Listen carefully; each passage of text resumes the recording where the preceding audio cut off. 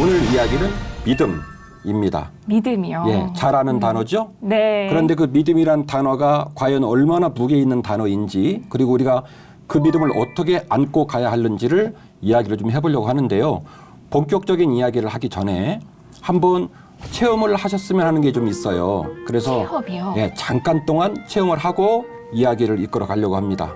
잠깐 일어나 보실래요? 네, 알겠습니다. 네. 제가 안대를 준비했는데 우리 시채널 방송국에 우리 서 작가님 나오셔가지고 잠깐 도와주셔서 우리 박 집사님은 안대를 하고 스튜디오를 한 바퀴를 돌고 난 이후에 이야기를 하면 오늘 이야기를 이해하시는데 되게 도움이 되실 거예요. 알겠습니다. 좀 긴장이 되기는 하는데 한번 믿고 따라 보겠습니다. 아, 그럼요. 네, 정말 하나도 안 보이네요. 안 보이죠? 네. 서 작가님이 잘했습니다. 아주 그냥. 출발할 거예요. 출발. 네. 예, 지금은 넓은 길이라서 비교적 괜찮아요. 걸으실 때.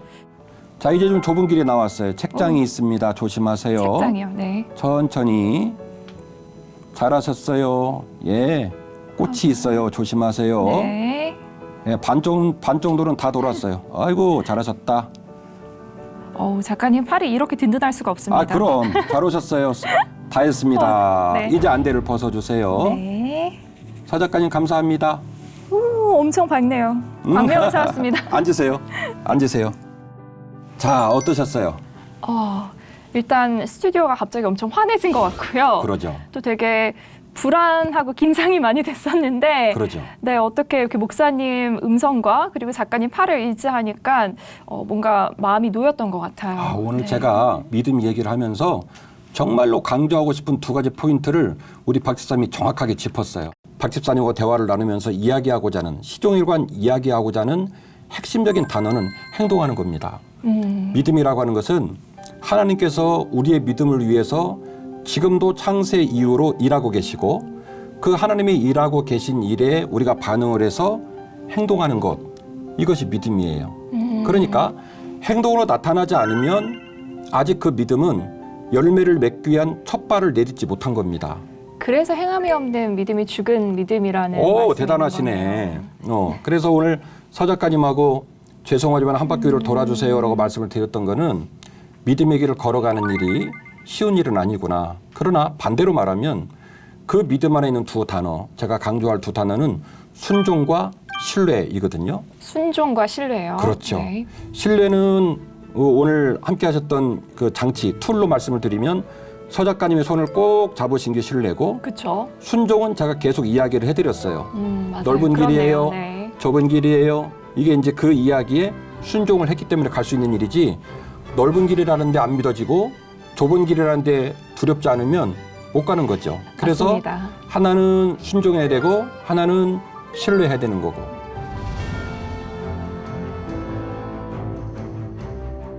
믿음의 조상 누굴까요? 믿음의 조상하면은 아브라함? 그렇지. 그러면 아브라함이 왜 믿음의 조상일까요? 갑자기 물어보시니까 조금 당황스러운데요. 맞아요. 맞아요. 오늘 우리가 했던 거하고 힌트를 좀 생각하시면 답이 나올 것 같은데? 아브라함? 그러면 순종과 신뢰를 통해서 빙고! 조상이 됐군요. 빙고, 맞아요. 여호와께서 아브라함에게 이르시되 너는 너의 고향과 친척과 아버지의 집을 떠나 내가 내게 보여줄 땅으로 가라.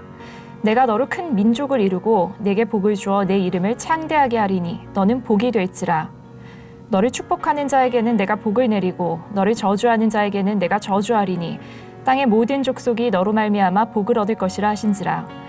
이에 아브라함이 여호와의 말씀을 따라갔고 롯도 그와 함께 갔으며 아브라함이 하란을 떠날 때에 75세였더라. 아멘.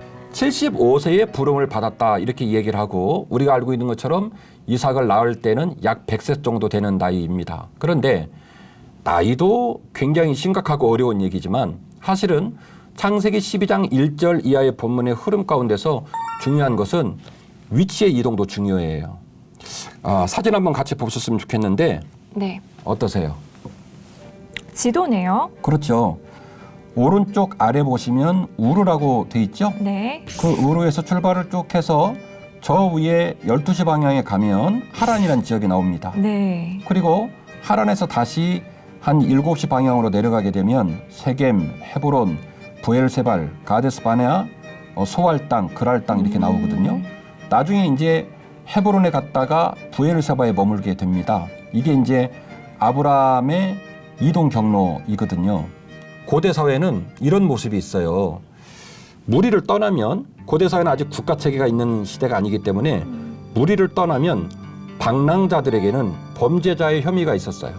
혹은 무리에서 내쳐진 사람, 네. 이런 혐의를 받았기 때문에 무리를 떠나서 이동하는 것은 굉장히 위험한 행동이에요. 지금 우리가 하는 여행하고는 느낌이 많이 다릅니다. 그러니까 조금 더 표적이 된다는 그런 의미인가요? 그럼요. 네. 그런데 이 아브라함의 일가들이 갈대아 우르에서 하란까지 1000km, 하란에서 브엘세바까지 800km, 거의 목숨을 내놓고 이동을 하는 그런 모습이었고, 또 한 가지는 갈대아 우르에 있었던 아브라함의 아버지 직업이 이 데라라는 아버지인데, 직업이 뭐냐면 우상을 만드는 직업이었어요.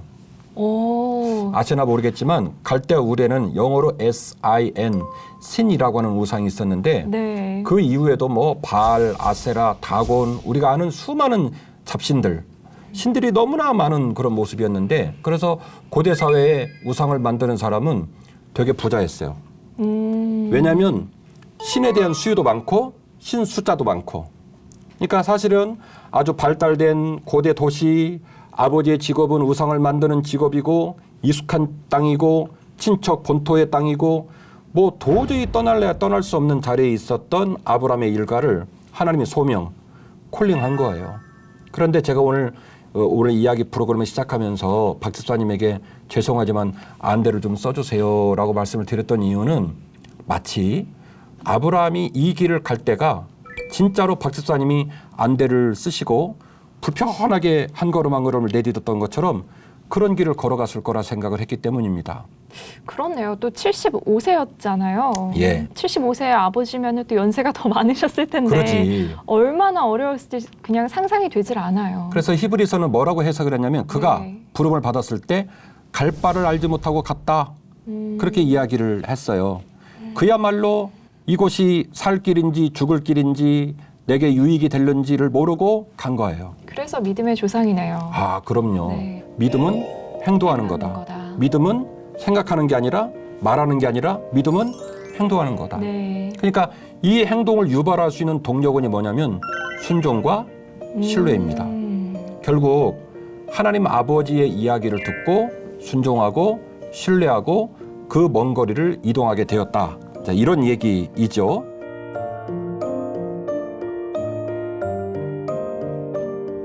자, 브엘세바에서 하나님께서 아브라함을 불러요. 불러가지고 뭘 시킵니다. 뭐라고 했을까요? 여호와께서 이르시되 내 아들 내 사랑하는 독자 이삭을 데리고 모리아 땅으로 가서 내가 내게 일러준 한 산 거기서 그를 번제로 드리라. 아브라함이 아침에 일찍이 일어나 나귀의 안장을 지우고 두 종과 그의 아들 이삭을 데리고 번제했을 나무를 쪼개어 가지고 떠나 하나님이 자기에게 일러주신 곳으로 가더니 제3일에 아브라함이 눈을 들어 그곳을 멀리 바라본지라. 아멘. 아멘. 이런 내용이에요. 100세가 다 되어서 낳은 자식을 하나님께서 아브라함에게 모리아 땅에 가서 네 아들을 번제로 바치라, 이 얘기예요. 이스라엘의 5대 제사 중에 번제라고 하는 제사는 제물을 좌우 대칭으로 각을 뜨는 겁니다. 그래서 좌우 대칭으로 각을 뜨고 안에 내장을 꺼내고 피를 사면에 뿌리고 그렇게 제사를 드리는 방식이거든요. 성경에 안 나오는 내용이지만 그 마지막 가는 길을 준비하는 그 아브라함의 과정 속에서 5분 전이 다르고 5분 후가 다르고 첫날이 다르고 둘째 날이 다르고 아마 얼마나 중간에 곤백번 그 길을 돌아가고 싶었겠어요. 다 엎어버리고 그만두겠다. 하나님 나한테 이럴 수 있을까? 아마 그 마음 안에서 끊임없는 갈등과 범민이 있었을 거예요. 그런데 그 모든 것들을 몸에다가 녹여내면서 울면서 그 길을 떠난 거죠. 모리아 산을 향해 갔던 그 3일 길은 아브라함 입장에서는 전혀 다른 차원의 믿음의 지평, 전혀 다른 차원의 믿음의 길을 제시받고 그 믿음의 길을 끝내 걸어냈던 눈물의 시간들, 연단의 시간들, 견딤의 시간들이었다, 이런 생각이 들어요.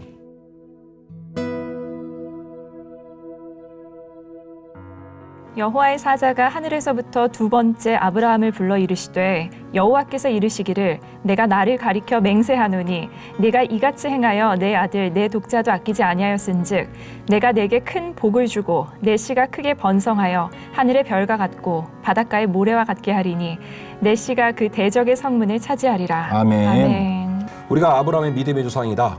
그리고 중간 생략하고 아브라함에게 이런 약속을 주셨다. 하늘의 별, 바닷가의 모래처럼 우리 아들도 그렇게 될 거야. 우리 딸 그렇게 될 거야. 이거는 제가 볼 때는 건강한 신앙이 아니에요. 그러니까 오늘 이 본문의 말씀은 배경사가 있더라는 거예요. 그냥 나온 말씀이 아니에요. 그래서 결국에는 아브라함이 우는 남자로서 충분한 고통의 총량을 채우고 눈물의 총량을 채우고 기다림의 총량을 채우고 그분을 향한 순종과 신뢰와 그 순종한 신뢰를 몸에 담아냈던 그의 삶의 경험치, 그 경험치가 차곡차곡 쌓여지고 난 후 오늘 본문의 말씀처럼 이제 네가 네 독자도 아끼지 않는 걸 내가 보고 내가 너에게 이런 복을 주겠다는 거예요. 이 놀라운 복을 아브라함에게 주신 이유는 아브라함이 믿음의 조상될 만한 믿음을 갖추었기 때문입니다.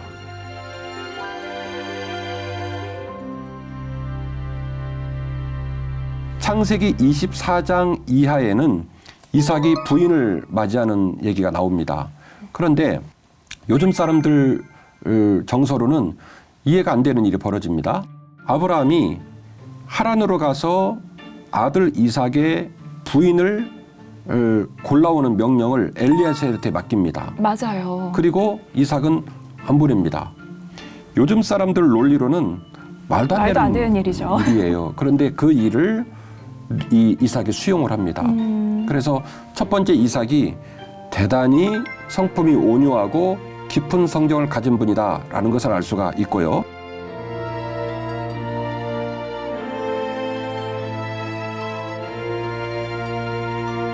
한 번 더 이야기하고 싶은 게 있는데요. 네. 이삭이 드디어 이제 결혼을 하고 그리고 아브라함을 이어서 족장이 되어서 살던 시절 얘기를 좀 하려고 합니다. 네. 이삭이 족장이 돼서 사는 시절에 혹시 기억나는 무슨 얘기 있어요? 이삭이 족장이 되어서 사는 시대요? 글쎄요, 뭐가 있죠? 없죠. 네, 사실은 이 이야기는 목사님들도 물어보면 당황을 하는 이야기예요. 이삭이 특별하게 한 게 없어. 그 제 입장에서는 이삭은 도망 다녔다. 도망 다녔다고요? 이삭이요?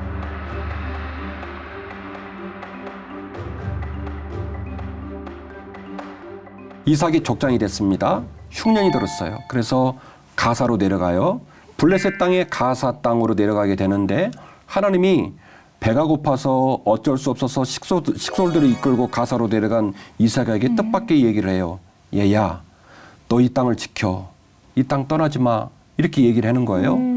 그러니까 참 이삭 입장에서는 죽을 맛이죠. 이삭한테 자기만 있습니까? 부인 있죠. 종들 있죠. 수많은 육축 있죠. 그 모든 걸 책임져야 되는 족장인데 그 책임을 맡은 자에게 하나님 말씀하시는 거예요. 얘야, 너 가사는 목적지가 아니에요. 가사를 경유해서 지금 애굽으로 내려가려고 마음을 먹고 있는데 하나님 말하는 거예요. 얘야, 너 그 땅은 약속의 땅이니까 떠나지 마. 근데 이삭이 이 얘기를 들어요. 그래서 가사에 스탑, 멈춥니다.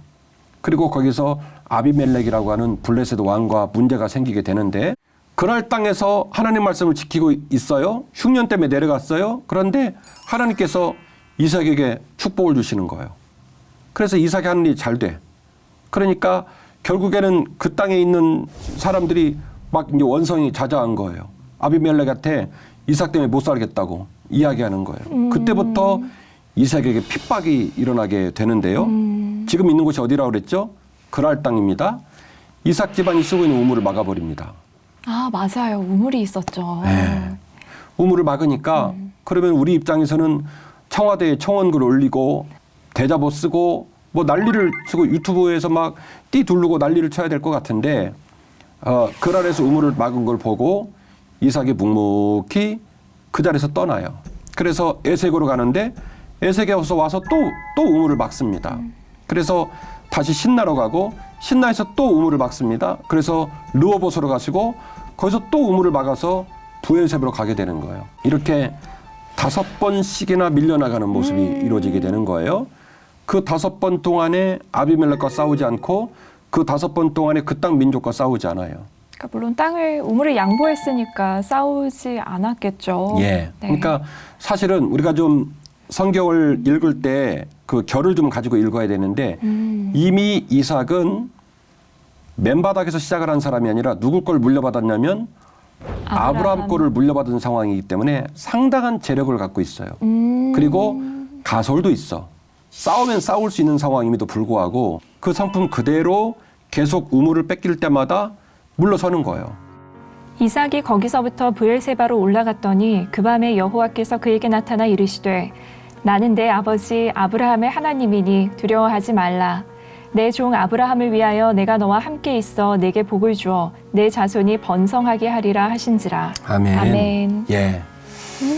이 시대의 많은 사람들은 물질, 성공, 자녀 양육, 기업 이 모든 걸 생각할 때 법보다는 주먹이 빠르고 뭐로 가도 서울만 가면 되고 무조건 내 것 하며 가져야 된다고 생각을 하지만 이렇게 땅을 섬기고 이웃을 섬기고 자신의 성품을 따라 아름답게 존재하는 삶의 모습 가운데서도 얼마든지 번성하고 얼마든지 복의 복을 받을 수 있는 롤 모델을 이삭이 보여준 거예요. 하나님께서 친히 오셔서 이삭에게 내가 너와 나 사이에 더 놀라운 복을 너희 아버지에게 준 복을 누구에게도 주겠다? 너에게도 동일하게. 주겠다. 이렇게 얘기를 하신 거고요. 아비멜렉이 그 친구 아후삿과 군대 장관 비골과 더불어 그랄에서부터 이삭에게로 온지라. 이삭이 그들에게 이르되 너희가 나를 미워하여 나에게 너희를 떠나게 하였거늘 어찌하여 내게 왔느냐. 그들이 이르되 여호와께서 너와 함께 계심을 우리가 분명히 보았으므로 우리의 사이 곧 우리와 너 사이에 맹세하여 너와 계약을 맺으리라 말하였노라. 너는 우리를 해하지 말라. 이는 우리가 너를 범하지 아니하고 선한 일만 내게 행하여 내가 평안히 가게 하였음이니라. 이제 너는 여호와께 복을 받은 자니라. 아멘. 아멘. 저는 이 본문을 읽으면서 너무 은혜를 받은 거예요. 아비멜렉이 봤을 때 이삭을 어떻게 봤을까? 쟤는 막 뭐라 해도 되는 앤가? 쟤는 자존심도 없나? 제 집안에 있는 가병들이 있는데 우리가 싸우면 싸울 수 있을 텐데 왜 말을 안 하지? 되게 만만해 보였을 것 같아요. 그랬을 것 같아요. 그런데 5번 동안 우물을 포기하고 물러나는 과정을 지켜보면서 이 아비멜렉의 마음과 블레셋 사람들의 마음 가운데 그 따뜻함과 온유함과 성품이 오히려 감동을 불러일으킨 거예요. 그래서 스스로 와서 이야기를 합니다. 이제서야 우리가 너희를 인정하는데 하나님은 너와 함께 하시고 하신다. 네가 어디 있든지 그 하나님을 향한 사랑과 그 하나님 주신 성품을 잘 유지하고 믿음으로 사는 모습을 보면서 우리도 감동을 받았다. 더 이상 괴롭히지 않을게. 그리고 와서 싸움을 걸고 그리고 시비 걸지 않을게. 그리고 너 때문에 우리가 너무너무 도전을 받았다. 그렇게 이야기하고 물러가는 거예요. 결국 이 이삭의 이야기의 마지막 결론은 그의 온유함과 그의 성품의 총량이 채워지는 자리에서 하나님과의 사이가 풀어지면서 하나님이 복의 복을 약속하셨고 그리고 하나님뿐만이 아니라 사람과의 관계도 풀어져서 사람이 와서 나에게 마음을 드러내고 그리고 깨진 관계를 회복시키고 그리고 축복을 선포하는 놀라운 일이 벌어지게 된 거죠.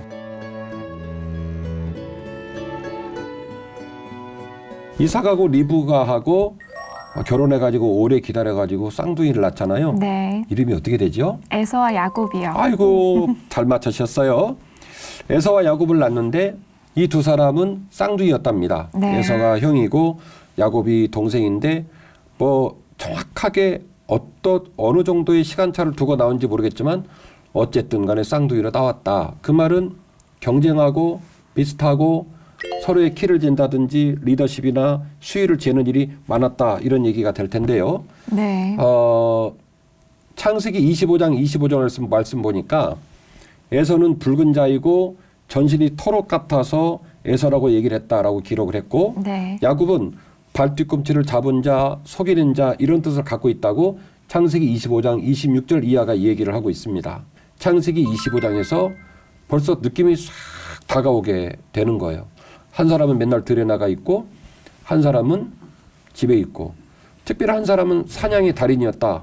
이 얘기인데 사냥의 달인이었다는 얘기는 고대 사회에 굉장히 중요한 얘기예요. 그쵸, 밥벌이를 했다는 거잖아요. 예, 그림 좀 봐주세요. 이거는 에서와 야곱인가요? 너무나 잘 아는 사진이죠? 그쵸. 팥죽으로 장자권 예. 얻은 그 그림인 것 같아요. 맞아요.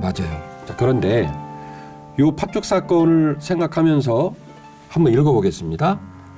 에서가 이르되 내가 죽게 되었으니 이 장자의 명분이 내게 무엇이 유익하리요.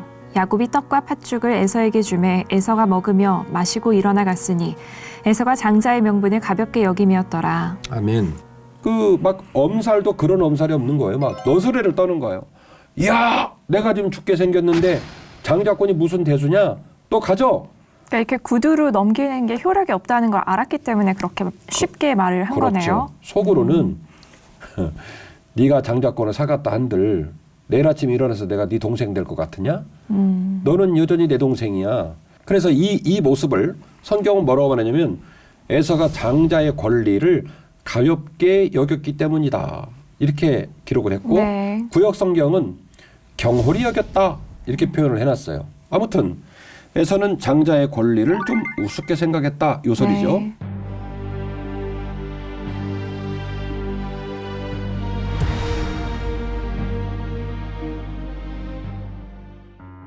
한 곳에 이르러는 해가 진지라 거기서 유숙하려고 그곳에 한 돌을 가져다가 베개로 삼고 거기 누워 자더니 꿈에 본즉 사닥다리가 땅 위에 서 있는데 그 꼭대기가 하늘에 닿았고 또 본즉 하나님의 사자들이 그 위에서 오르락 내리락 하고 또 본즉 여호와께서 그 위에 서서 이르시되 나는 여호와니 너의 조부 아브라함의 하나님이요 이삭의 하나님이라. 내가 누워있는 땅을 내가 너와 네 자손에게 주리니 네 자손이 땅의 티끌같이 되어 내가 서쪽과 동쪽과 북쪽과 남쪽으로 퍼져나갈지며 땅의 모든 족속이 너와 네 자손으로 말미암아 복을 받으리라. 아멘. 내가 너와 함께 있어 내가 어디로 가든지 너를 지키며 너를 이끌어 이 땅으로 돌아오게 할지라. 내가 내게 허락한 것을 다 이루기까지 너를 떠나지 아니하리라 하신지라. 아멘. 한 번도 안 가본 길이야. 어젯밤에도 느꼈지만은 얼마나 많이 울고 얼마나 많이 괴로웠니? 근데 너무 걱정하지 말어. 네가 어디로 가든지 네가 밟는 땅, 네가 서 있는 땅 내가 너와 함께 할 거야. 내가 너의 약속한 모든 것이 이루어지기까지 내가 너를 절대로 떠나지 않을 거야. 아멘. 야곱이 잠이 깨어 이르되 여호와께서 과연 여기 계시거늘 내가 알지 못하였도다. 이에 두려워하여 이르되 두렵도다 이곳이여 이것은 다름 아닌 하나님의 집이요 이는 하늘의 문이로다 하고 야곱이 아침에 일찍이 일어나 베개로 삼았던 돌을 가져다가 기둥으로 세우고 그 위에 기름을 붓고 그곳 이름을 베델이라 하였더라. 이 성의 옛 이름은 루스더라. 야곱이 서원하여 이르되 하나님이 나와 함께 계셔서 내가 가는 이 길에서 나를 지키시고 먹을 떡과 입을 옷을 주시어 내가 평안히 아버지 집으로 돌아가게 하시오면 여호와께서 나의 하나님이 되실 것이요 내가 기둥으로 세운 이 돌이 하나님의 집이 될 것이요 하나님께서 내게 주신 모든 것에서 10분의 1을 내가 반드시 하나님께 드리겠나이다 하였더라. 아멘. 아멘. 결국 내가 오늘 밤을 못 세우고 죽게 생겼구나 이런 생각을 하는데 하나님께서 사닥다리를 내리시고 밤새도록 천사를 내려보내셔서 말 걸어주고 위로해주고 그리고 그 다음날 해가 딱 질 때까지 맹수를 다 몰아내주시고 그리고 살려주신 거예요. 야곱이 자고 일어나서 보니까 기가 막히거든. 네. 불행한 땅, 저주의 땅, 깨진 땅인 줄 알았더니 이곳이 사실은 하나님의 집이었구나. 그래서 그 땅 이름을 벳엘로 바꾸는 거예요. 하나님의 집으로 바꾸고 지금 우리로 말하면 그곳에서 첫 예배를 드리는 겁니다. 드디어 나의 하나님께 드리는 나의 예배가 된 거예요. 하나님에 관하여 들어서 아는 것과 내가 그분을 체험해서 아는 건 다른 다르죠. 거예요. 그러니까 지금 야곱은 드디어 형을 피해서 죽기를 불사하고 도망 나가서 벌판에서 하룻밤을 지내고 드디어 하나님을 아버지를 통해 아는 하나님, 어머니를 통해 아는 하나님이 아니라 누구의 하나님? 나의 하나님으로 만나게 된 거예요. 그래서 그 가운데 처음으로 드려지는 예배가 지금 우리로 표현하는 그 예배가 이제는 공동체 가운데 드려지는 예배가 아니라 자원하여 스스로 기쁘게 내가 드리는 예배가 된 것이죠. 아멘. 그래서 이 기적 같은 사건을 통해서 야곱만의 자신만의 길을 떠나게 된 겁니다.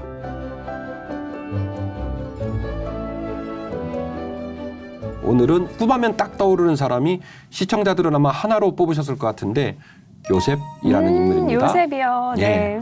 요셉은 노년에 얻은 아들이므로 이스라엘이 여러 아들들보다 그를 더 사랑하므로 그를 위하여 채색옷을 지었더니 그의 형들이 아버지가 형들보다 그를 더 사랑함을 보고 그를 미워하여 그에게 편안하게 말할 수 없었더라. 요셉이 꿈을 꾸고 자기 형들에게 말하매 그들이 그를 더욱 미워하였더라. 요셉이 그들에게 이르되 청하건대 내가 꾼 꿈을 들으시오. 우리가 밭에서 곡식단을 묶더니 내 단은 일어서고 당신들의 단은 내 단을 둘러서서 절하더이다.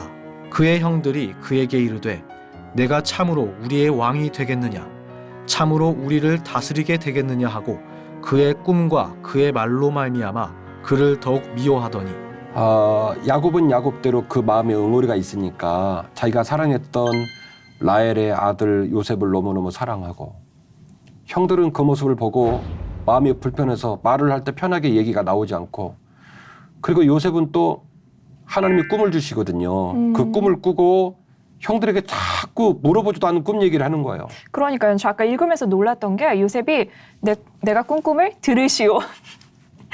나이도 솔직히 말하면 좀 어리잖아요, 요셉은. 그런데 말도 안 되는 거예요. 형들에게 이렇게 뭔가 목소리에 힘이 있었던 것 같아요. 무슨 왕 같아. 들으시오. 그러니까요.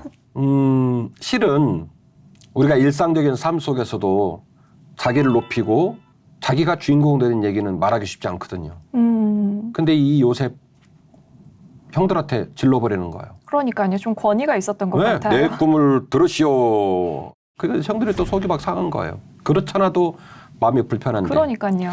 그래서 집이 위태위태하는 거예요. 형들은 마음이 불편해서 말을 할 때 고운 말이 안 나가고. 둘 중에 하나예요. 요셉이 아주 방송 용어가 아닌데 돌아이 아주 좀 형편없는 사람이거나 아니면 그 안에 남다른 꿈에 대한 소망이 있었다는 거예요. 근데 성경 말씀의 결로 보면 후자였을 가능성이 매우 높습니다. 그래서 요셉이 그 꿈을 형들에게 선포하고 그 꿈을 마음에 간직해요.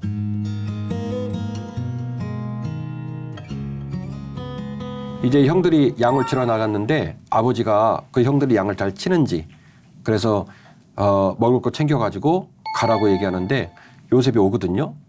그럴 때 형들이 요셉한테 하는 얘기가 있어요. 우리 동생 오네. 사랑스러운 우리 동생 오네. 하우 보고 싶은 우리 동생 오네. 라고 말하지 않아요. 어허 꿈꾸는 자가 오는도다. 이렇게 얘기를 합니다. 조롱하는 거였네요. 이미 금이 갈 대로 간 거예요. 그렇게 얘기를 하고 드디어 요셉을 죽일 생각을 합니다. 그래서 구덩이에 집어던져요. 구덩이에 집어던지고 그 구덩이에 들어간 요셉이 아라비아 상인에게 팔려서 시위대를 지켰던 보디발 군대 장관 집으로 팔려가고 뭐 그런 일들이 이제 진행이 되면서 요셉의 인생이 이제 꼬이기 시작하는 거예요. 어떻게 보면 꿈을 꾸고 그 꿈을 기대하고 그 꿈을 향해 한 걸음 한 걸음 가겠다고 마음을 먹은 요셉이 꿈과는 정반대 방향으로 인생이 곤두박질 치고 고난을 당하고 힘겨운 일들이 벌어지는 거예요. 그런데 여기서 요셉에게 배워야 될 점이 하나 있는데 요셉이 절대로 포기하지 않았다는 겁니다.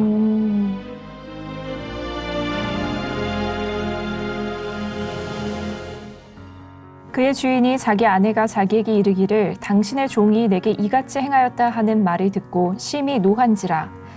이에 요셉의 주인이 그를 잡아 옥에 가두니 그 옥은 왕의 죄수를 가두는 곳이었더라. 요셉이 옥에 갇혔으나 여호와께서 요셉과 함께 하시고 그에게 인자를 더하사 간수장에게 은혜를 받게 하시매 간수장이 옥중 죄수를 다 요셉의 손에 맡김으로 그 재반 사물을 요셉이 처리하고 간수장은 그의 손에 맡긴 것을 무엇이든지 살펴보지 아니하였으니 이는 여호와께서 요셉과 함께 하심이라. 여호와께서 그를 범사에 형통하게 하셨더라. 아멘. 엄청난 은혜네요. 우리가 감정이입을 좀 해보면 잠을 못 잤을 것 같아. 그 왕의 감옥에 가서 우두커니 앉아서 얼마나 하염없이 눈물이 났을까. 얼마나 억울했을까. 그러니까요. 노예로 팔려온 것도 억울한데 이제는 감옥살이까지 하게 됐으니. 그런데 지금 놀라운 얘기가 이어져요. 그 간수장이 지금 우리나라의 법 시스템으로 말하면 모범죄수, 모범죄수가 된 거예요. 그래서 간수장이 그 보디발이 그랬던 것처럼 요셉에게 그 감옥에서 일어나는 모든 일들의 재반사항들을 돌보고 협력하는 일을 맡깁니다. 똑같은 일이 반복되고 있죠. 어디서 그러니까요. 그랬죠? 보디발 집에서 그렇지. 복선 같네요. 복선처럼 반복이 되는 거예요. 네. 상황이 바뀌었어요. 고노박질 쳤어요. 대접받는 자리는 아니에요. 그런데 이 요셉이 얼마나 끈기를 가지고 몸부림을 찾는지 또 컨트롤 C, 컨트롤 V 한 것처럼 보디발의 집에서 일어났던 일이 똑같이 왕의 감옥에서 일어나게 됩니다. 그래서 간수장이 요셉에게 모든 재반 사무를 맡기고 그리고 그 일들을 진행할 수 있도록 그렇게 맡기게 되는데 그래서 그런 일들이 진행되다가 요셉의 인생을 뒤집을 수 있는 놀라운 일을 또 만나게 됩니다.